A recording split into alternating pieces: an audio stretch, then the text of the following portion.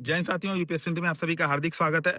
कल यूपीएससी 2025 की प्रारंभिक परीक्षा के बाद पेपर का कट ऑफ किया जाएगा। पेपर क्या वास्तव में बहुत ज़्यादा टफ था, खास करके जीएस पेपर 2। और इसके बाद हमारी तैयारी का रणनीति क्या होना चाहिए, 2026 के लिए जो अटेम्प्ट दे रहे हैं वो क्या क्या इस बदलते पैटर्न के हिसाब से क्या खुद को समायोजित करें।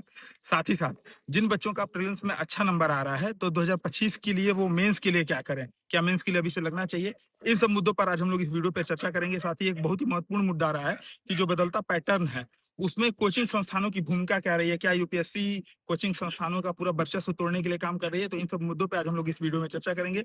नमस्कार, आप सभी का एक बार फिर से हार्दिक स्वागत है यूपीएससी हिंदी में। मैं सत्य प्रकाश इन महत्वपूर्ण मुद्दों पर आप अपनी बात रखूंगा। आपके भी जो व्यूज हैं या आपका क्या मानना है, इससे आप सहमत हैं या असहमत हैं, एक बार कमेंट करके जरूर बताइएगा। पहले तो हम लोग बात करते हैं यूपीएससी प्रीलिम्स 2025 के कट ऑफ के बारे में, क्योंकि ये सबसे ज्यादा सर्च किया जाने वाला मुद्दा है कि यूपीएससी की 2025 की प्रारंभिक परीक्षा की कट ऑफ क्या जा सकती है। मैंने इसके पहले भी कई सारे वीडियोस बनाए थे, इसमें फिर से बताता हूँ। बात ये होती है कि आपके पास आंसर की है नहीं। यूपीएससी जैसे आपने देखा होगा कई कोचिंग संस्थानों की आंसर की आई, पिछले साल भी आई, और 10 से 12 क्वेश्चंस का अंतर है। ठीक है, यानी कि 20 से 30 नंबर के रेंज में आ रही हैं आपके, आप जब जोड़ रहे हो और जो वास्तव में आपके जो नंबर आ रहा है, किसी किसी बच्चे के 60 नंबर की जगह 80-90 नंबर आए, और किसी किसी बच्चे के 90 नंबर की जगह 60-70 नंबर भी आए। तो ऐसे में कट ऑफ की बात करना, खास करके तब जब आपके पास ऑफिशियल आंसर की नहीं है, ये अपने आप में बहुत ही बेमानी है। मेरा सीधा सीधा यही मानना है। इसीलिए यूपीएससी हिंदी आप देखिएगा, यूपीएससी हिंदी कभी आंसर की जारी नहीं करती है। मेरा इस मामले में सीधा सीधा मानना है कि अगर आपका पिछली बार के कट ऑफ से प्लस माइनस 10 नंबर आ रहा है, आपने किसी भी कोचिंग से मिलाया है, यानी कि पिछली बार कट ऑफ 88 गया था, प्लस माइनस 10 मोटी मोटा अगर माने तो 80 से 90 के बीच में अगर आपके नंबर आ रहे हैं, तो वैसे भी आपको मेंस की तैयारी पे लगना चाहिए। ठीक है, मेंस की प्रॉपर तैयारी पे लग जाना चाहिए। अब दूसरा है, जिसका नहीं आ रहा है वो क्या करे। जिसका नहीं आ रहा है वो भी मेंस की तैयारी करे, इसलिए क्योंकि देखो, प्रीलिम्स की जो परीक्षा है ना, इस बार हुई है अप्लाइड फॉर्म में, जिस तरीके से पूछा है, इसके पहले भी जिस तरीके से प्रश्न पूछता था, उसमें आपको प्री और मेंस दोनों की एकदम होलिस्टिक अप्रोच वाली तैयारी चाहिए। डिटेल में आपको प्रीलिम्स में भी वो डायरेक्ट फैक्ट नहीं पूछ करके उसका एक्सप्लेनेटरी पूछ रहा है, उसका एक्सप्लेनेशन, उसका इम्प्लीमेंटेशन पूछ रहा है। ठीक है, उसको कैसे लागू किया जाएगा, इन सब पे प्रश्न आ रहे हैं। चाहे आप परघट्टा वाला प्रश्न ले लीजिए, चाहे इस बार जो स्थानिक और नॉन स्थानिक वाला या पौधों के क्या यूजेस थे उस पर प्रश्न आया था, उसको ले लीजिए। हर प्रश्न का इम्प्लीकेशन पूछ रहा है। प्लास्टिक लेंस में प्लास्टिक पाया जाता है नहीं पाया जाता है, ऐसे प्रश्न। तो मेरे कहने का सीधा सा मतलब है कि अगर आप ये सोचोगे कि केवल रट करके तैयारी हो जाएगी तो मुश्किल होने वाली है। इम्प्लीकेशन आपको सीखना पड़ेगा यूपीएससी प्रारंभिक परीक्षा के संदर्भ में। ऐसे में जो जो बच्चे 2026 के लिए, तो पहला तो ये समझ में आ गया ना कि कट ऑफ वाला जिसके 80-90 नंबर के आसपास आ रहा है वो मेंस की तैयारी स्टार्ट कर दें। नहीं आ रहा है तो उनको भी मेंस की तैयारी करनी है, क्यों अभी बता रहा हूँ। दूसरे नंबर पे हम लोग बात कर लेते हैं कि जो 2026 में पेपर देने वाले हैं वो क्या स्ट्रेटजी इस मामले में रखें बदलते पैटर्न के हिसाब से। तो मेरे हिसाब से इस बार भी और पहले भी हम लोग बार-बार इस चीज को बोलते थे, एनसीईआरटी मस्ट बी रीडिंग। मतलब एनसीईआरटी आपको पढ़ना ही पड़ेगा, उसके बिना आपका काम नहीं चलने वाला है। आप काम चलता हूँ सोचिए कि किसी एक बुक से या किसी एक सोर्स से तैयारी कर लें तो संभव नहीं है। सीधा-सीधा आप एनसीईआरटी पहले करिए। सेकेंडरी आपको पीवाईक्यूज करने पड़ेंगे, और टर्सरी आपको टेस्ट सीरीज में प्रॉपर एप्टीट्यूड पे काम करना पड़ेगा, ना केवल सीसैट पे, ना केवल जीएस-1 पे, बल्कि सीसैट पे। सीसैट को अभी भी जीएस का पार्ट मान करके अभी से स्टार्टिंग करिए, क्योंकि कल के बाद से ही लोगों के मैसेज आ रहे हैं कि सर सीसैट जीएस पेपर 1 ठीक गया, सीसैट में सर नंबर बेकार चला गया। ठीक है, तो जीएस पेपर 1 जीएस पेपर 2 दोनों को साथ लेकर के चलना है। साथ ही प्री और मेंस दोनों की साथ तैयारी करनी है। सबसे पहले जो भी कंटेंट पढ़ रहे हैं उसका प्री में कैसा पीवाईक्यू आया, मेंस में कैसा पीवाईक्यू आया, दोनों देखना है।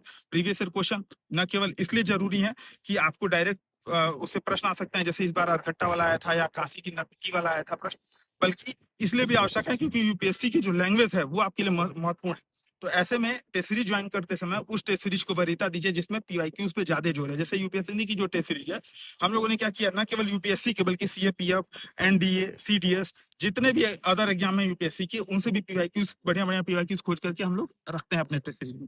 ठीक है, तो आप लोग उसको कर सकते हो। दूसरी बात आती है मेंस के लिए। अमूमन क्या होता है कि हम लोग गलती ये करते हैं कि प्री के लिए पहले प्री कर लेंगे, उसके बाद मेंस की तैयारी करेंगे। ये बहुत ही हिंदी माध्यम का रिजल्ट इस बार कम आया, तो इसके पीछे एक महत्वपूर्ण कारण ये भी रहा है कि प्री की तैयारी पहले करना, मेंस की तैयारी बाद में करना। मेरे हिसाब से दोनों ये तैयारी होलिस्टिक होनी चाहिए, प्री के साथ साथ मेंस की। तो इसमें आपको करना क्या है, पीवाईक्यू, प्रीवियस ईयर क्वेश्चंस, बस प्रीवियस ईयर क्वेश्चन कर लीजिए, उतने से काम बन जाएगा। कैसे करना है इस पे एक बार कमेंट करिएगा, तो मैं डिटेल वीडियो उसके लिए बना दूंगा, नोट्स वगैरह पे भी डिटेल वीडियो बनाऊंगा, लेकिन उसके लिए आपको कमेंट करना पड़ेगा। रही बात इसकी कि यूपीएससी में जो यूपीएससी का जो पैटर्न है उसमें कोचिंग संस्थान अब इस समय कहाँ दिख रहे हैं।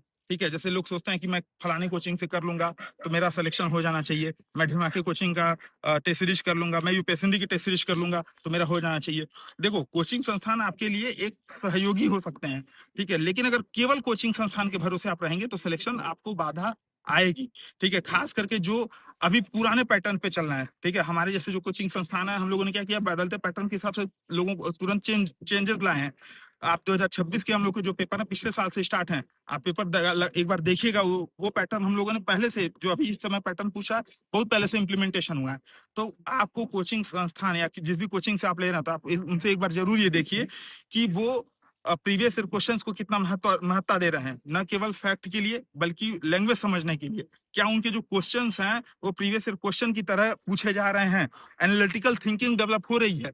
साथ ही साथ न केवल आपको पेपर देना है, न केवल आपको मॉक लगाने हैं, बल्कि उसका प्रॉपर एनालिसिस करके उसके शॉर्ट नोट्स बनाने हैं और शॉर्ट नोट्स का भी आपको रिवीजन करना है। वो आपके न केवल एक फैक्ट के तौर पे यूज करेंगे, बल्कि मल्टीपल रिवीजन होने से आपके जो कॉन्सेप्ट की क्लैरिटी है, जैसे इस बार प्रश्न पूछा था ना कि मौलिक अधिकार पे या मौलिक अधिकारों को लेकर के क्या अध्यादेश जारी हो सकता है, अध्यादेश वाला एक आता ना स्टेटमेंट वाला कि किन किन पर अध्यादेश जारी हो सकता है।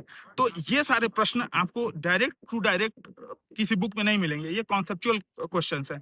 और इस पे विचार हुआ था, अभी जो राज्यपाल वाला मुद्दा हुआ था, तमिलनाडु के राज्यपाल वर्सेस जो यूनियन ऑफ इंडिया का मुद्दा था, उसमें सुप्रीम कोर्ट ने विचार किया था, प्रश्न पूछ दिया था।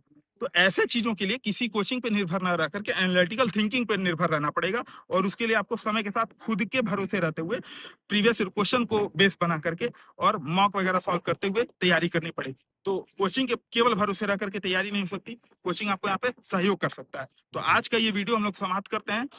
ध्यान बस ये रहे, पूरे वीडियो को मैं समाप्त करना चाहूंगा, तो बता दूं आपको कि अगर आपके 80 से 90 नंबर के आसपास आ रहे हैं प्री में, किसी भी कोचिंग संस्थान से आपने जोड़ा है, तो मेंस की तैयारी करनी चाहिए।